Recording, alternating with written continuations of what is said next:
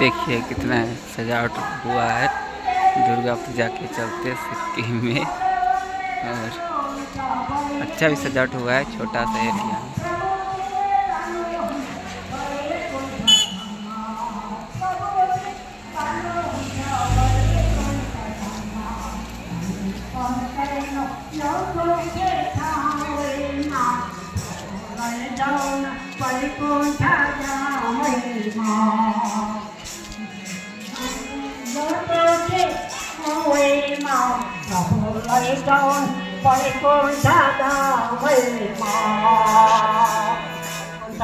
Narayan Ki Hare Narayan Ki Hari Om Hari Om Hari Hari Om Hari